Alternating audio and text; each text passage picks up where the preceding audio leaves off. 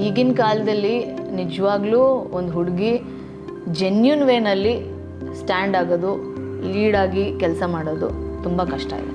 But still ನಾನು ಹೇಳ್ತಿರೋದು, so just ಹಿಂಗೆ ಬರೋಣ, ಆ್ಯಕ್ಟ್ ಮಾಡೋಣ, 4 ಜನ ಫ್ರೆಂಡ್ಸ್ ಮಚ್ಚ ನಾನು ನಿನ್ನ ನೋಡಿದೆ ಟಿ ವಿನಲ್ಲಿ, ನಾನು ನಿನ್ನ ನೋಡಿದೆ ಅಂತ ಹೇಳಿದ್ರೆ ಸಾಕು ಅನ್ಸಿದೆ.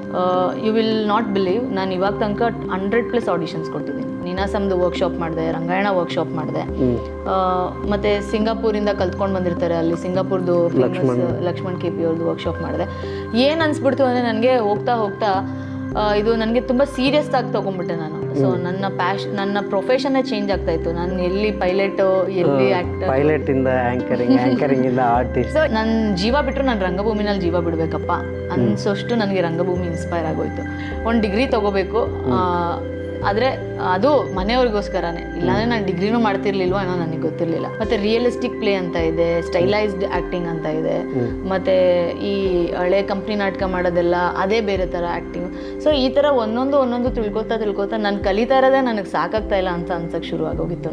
ಆಡಿಷನ್ನು ಮಾಡ್ತೀನಿ ಅಂತ ಮಾಡ್ತಾರೆ, ಮ್ಯಾಕ್ಸಿಮಮ್ ಜೆನ್ಯೂನ್ ಆಗಿರಲ್ಲ. ಏನು ಪರ್ಪಸ್ಸಿಗೆ ಮಾಡ್ತಾ ಇರ್ಬೋದು ಇವರೆಲ್ಲ ಆಡಿಷನ್ ಆಗೋದ್ರೆ?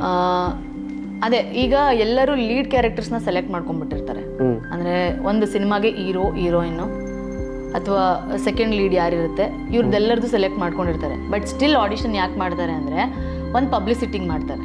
ಆಗಿ ಕಲಿಕೆಯ ಮೂಲಕ ನಾನು ಪೋಟ್ರೆ ಆಗಬೇಕು ಅನ್ನೋದಕ್ಕಿಂತ ಜಾಸ್ತಿ ನನ್ನ ಫ್ರೆಂಡ್ಸ್ ನನ್ನನ್ನು ನೋಡಬೇಕು, ನನ್ನ ಫ್ಯಾಮಿಲಿ ನಾನು ನೋಡಬೇಕು, ಸಿನಿಮಾದಲ್ಲಿ ನೋಡಬೇಕು, ನಾನೇನೋ ಸುಮ್ಮನೆ ರೆಕಗ್ನೈಸ್ ಆಗಬೇಕು, ಸುಮ್ಮನೆ ರೆಕಗ್ನೈಸ್ ಆಗಬೇಕು, ಮಾಡಿಬಿಡ್ಬೇಕು, ಅಥವಾ ಅದರಿಂದ ನನಗೇನೋ ಬೇರೆ ಸಿಗುತ್ತೆ, ಈ ಥರದ್ದಿದೆ. ಬಟ್ ಅದು ಬೇರೆ. ಬಟ್ ನಿಜವಾಗ್ಲೂ ನನಗೆ ಅದರಲ್ಲಿ ಆಸಕ್ತಿ ಇದೆ, ನಾನು ನಿಜವಾಗ್ಲೂ ತುಂಬ ಡೆಡಿಕೇಟಿವ್ ಆಗಿ, ಡೆಪ್ತ್ ಆಗಿ I can do anything for this acting ಅಂತ ಅಂದ್ಕೊಂಡು ಬರೋದು ಇವಾಗ ತುಂಬ ಕಡಿಮೆ ಆಗಿದೆ. ಹೌದು.